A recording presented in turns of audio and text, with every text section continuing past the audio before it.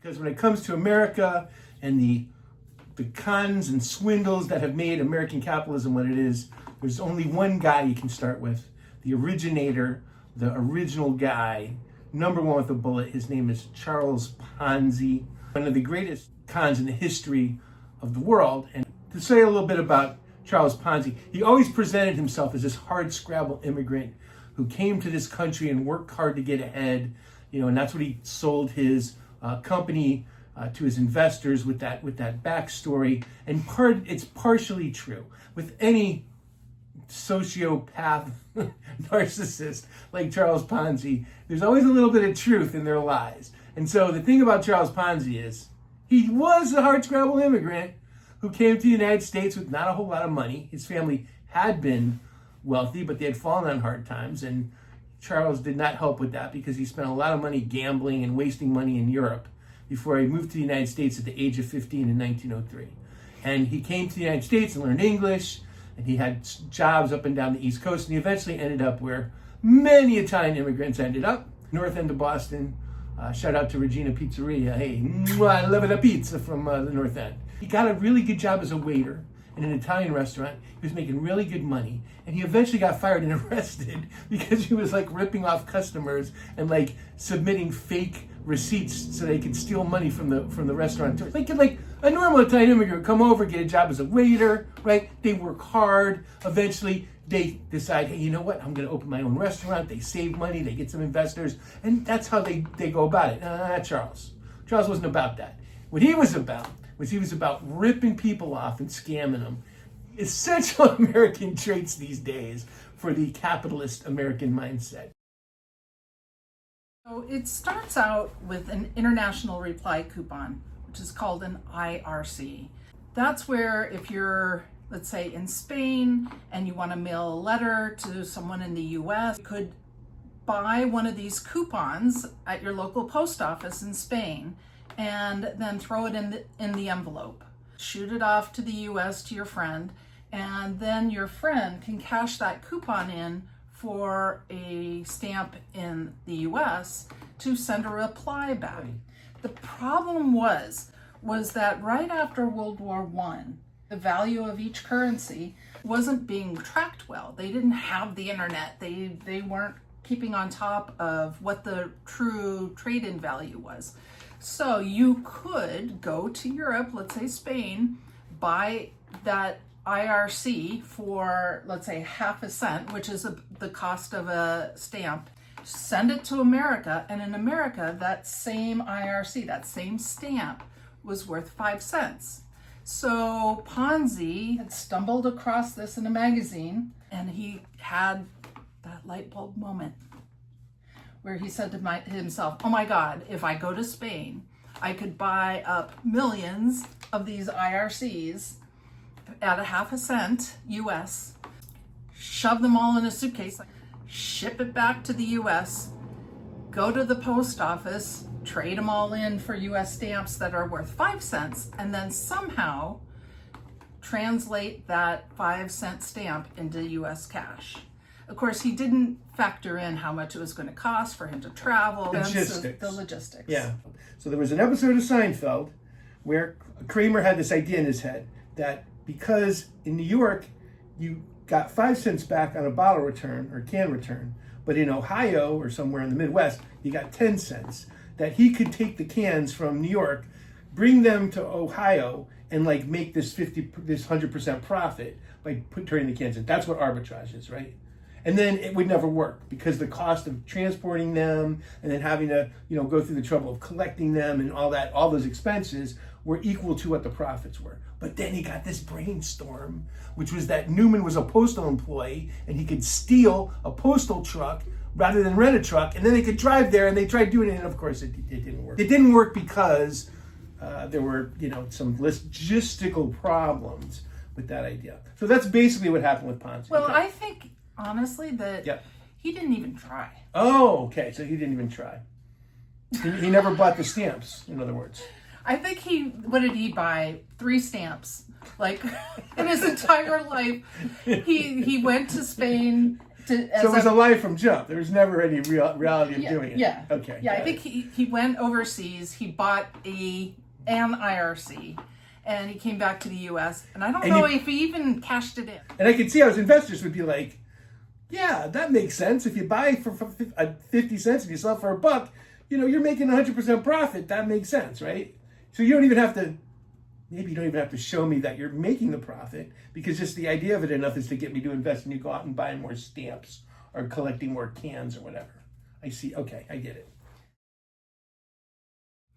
So Charles went to his friends and family and he said, look, guys, in 45 days, I'll be able to add 50% to any investment that you make by doing this IRC coupon thing. And if you keep your money with me for 90 days, I'll actually double it for you. Was this mostly in the immigrant community that he was part of in Boston and North? And part of the problem was that these immigrants had money to invest. They had the money that they had been making, and the banks would not accept their money. So they had no way of increasing their savings at all. So here's a guy that comes in and says, not only will I take your money, Italian immigrant, but I will also do far better for you than any savings account will do. He started this out in January. As investors came in, he would pay the initial investors with the new investors' funds.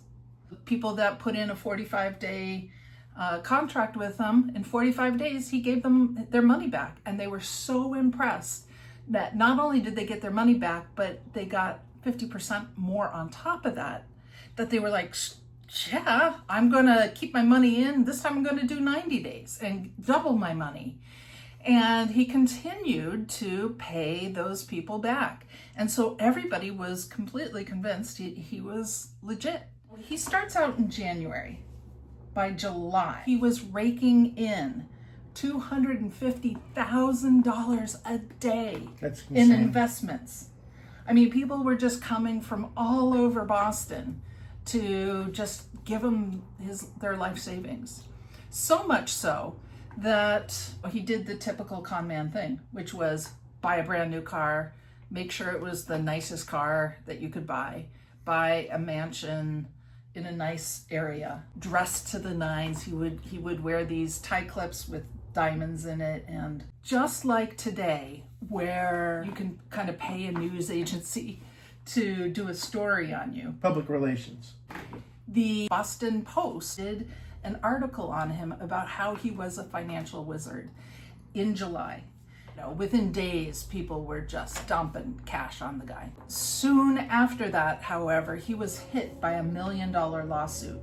The publisher of the Boston Post was like, this is weird. Here's this immigrant who was in January penniless, basically. Penniless. Yep. And in July, he's being hit by $1 million lawsuit. So he hired a guy who was a financial expert to look at the numbers. Like, is it possible that what this guy is saying could legitimately be happening? Could he or agents on his behalf be traveling to Spain or other countries in Europe, buying up those IRCs and coming back to the U.S.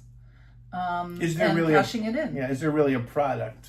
Yeah, he, or is it all? Or is it all just smoke and mirrors, right? And guess what they found? It's all smoke and mirrors.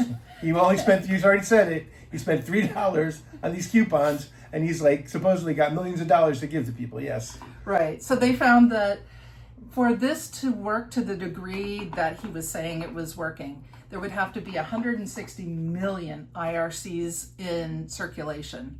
But the post office said, oh no, we only have 27,000 IRCs that have been printed up. So in August, they publish another story, like just a few weeks after the story that ran about what a wizard this guy was at finance. The timeline's very compressed here. Of course, this article that runs front page news freaks all his investors out, and they all make a run on him and request his money back. Now, at that time, had he taken his millions and left for Italy and just didn't say a word after that. There were no extradition treaties back then. He could have lived the rest of his life in Italy as a millionaire, doing wonderfully. Instead, guess what he does? Stays and keeps going. Stays and keeps going. He probably was starting to believe his own BS, right? The best con men They con always themselves. believe Yeah, they their con lies.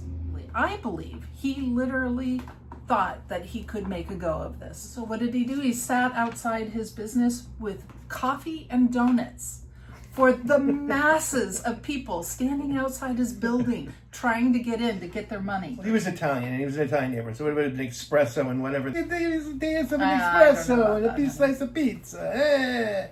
Well, you don't know what. That he did that. Okay. You think I'm being a little racist here, don't you? I'm not. I'm not being racist because here's the thing. Number one, Italian's not a race, it's a nationality. Okay? Number two, Italian Americans are doing just fine. They're not an oppressed people. Anthony Scalia, we can pick a bunch of Italian Americans who are doing very well for themselves. I don't think I'm being racist by poking a little bit of fun at it with my fake Italian person accent. Okay. Because he was an Italian immigrant, so he did not speak unaccented English, I'm sure. And I bet he liked espresso. I'm just saying. At this point, the government can't help but find out what's going on. It's all over the news. His business in downtown Boston is flooded with people.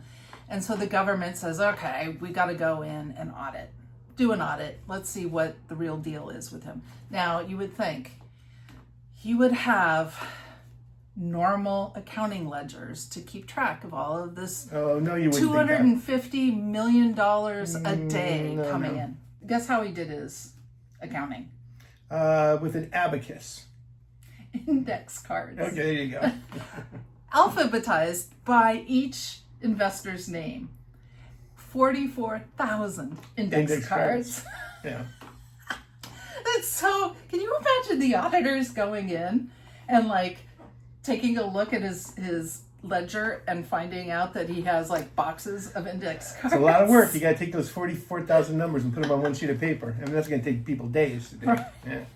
So it took him a little while to get through the audit. Yeah. And of course, they found out that he was $7 million in the hole and threw him in jail. They liquidate all of his assets, his brand new car and his house and everything else. 50 cents on the dollar is what Took they their ended life up savings away from getting. hard-working, honest immigrant stock, the foundation of America. He just ripped them off, And now we look at him and we're like, oh, Ponzi, he's like a evil hero in a way. He's like anti-hero to people in terms of what he was able to achieve. And he was in jail by November of the same year that he started his business in January. Yeah. In less than a year, he went from opening his company, buying a mansion on the hill, buying a mansion on the hill, and landing in jail. Yeah. One thing I think we should talk about is the fact that he was a very dedicated criminal family man.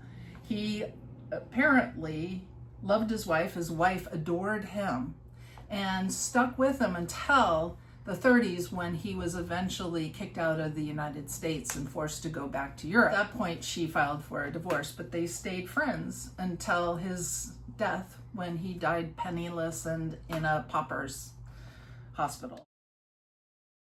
He doesn't just get out of jail and try to live a normal life and stop the criminality and start over, as an ordinary person. Oh no, not Charles Ponzi. He's out on bail and he's supposed to report back for his trial. He escapes justice, runs down to Florida, and gets involved in a land scheme down in Florida that he gets arrested for in Florida. So now he's awaiting trial in Massachusetts. He's got all these criminal charges for white-collar crime in Massachusetts. And then he's also, of course, under arrest for running this land scheme in Florida. And eventually he's, I think he has to do a year or something in jail in Florida, and then he goes back to Massachusetts. He's got to do some jail time in Massachusetts. And eventually the federal government's we give up with this guy, and they deported him back to Italy.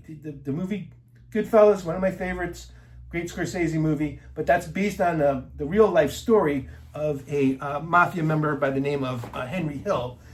But Henry Hill's story is that he went to witness protection after, blowing the whistle on the mob, and he could not stop being a sociopathic, narcissistic criminal. And then he was living in Arizona under an assumed name, and he got involved in a whole nother criminal enterprise. And so the federal government had to come in and rearrest him, because that's how these guys are. They can't stop. So he goes to Italy, and then eventually, I don't remember how this happens, he ends up in Brazil, and he tries running, he's in his 70s at this point, he tries running some scam in Brazil that doesn't work out. And then when he dies, he's basically under indictment by the Brazilian authorities, and he's penniless, and as Kim said. And so it's a very tragic and sad story, ultimately. He came to this country as an immigrant because, like all immigrants, or most immigrants, particularly at that time, we're talking about the early 1900s, when there was a great wave of immigration from the European countries. And the deal is, you go to America and you can live the American dream. What the American dream is economic prosperity and security, being independent, running your own life because you've got your own money. Very different from being, like a poor peasant serf in old-timey Europe. So, Ponzi came over, and he's one of these immigrants who came over and thought, it's not about the how you do it, it's about the doing it. And the how doesn't matter. The ends justify the means. He didn't want to wait and work hard to get it, and so he was willing to cut corners and rip people off and do whatever he could do to try to get it. And he did get it. But the problem is, he only got it for a few months. There was maybe a 6-month period where he was living the American dream. That was it. Because there's something about achieving the goal of success in the capitalist system requires an ability to focus on your own needs first and forget about the impact that your actions can have on other people. So who are we going to talk about next? Well, I think, since we're talking about the Ponzi scheme, we got to talk about the next big Ponzi scheme guy, which is Bernie Madoff. Yeah, 100%. This is the Hartford Yard Goats hat. But I am also, my National League team is the Mets, the New York Metropolitans, who are very heavily impacted by the criminality of that gentleman. And so I really want to talk about him. All right. All right. So until next time, I'm Kim Brackett. I'm Walter Brackett. And we'll talk to you later. Thanks for listening.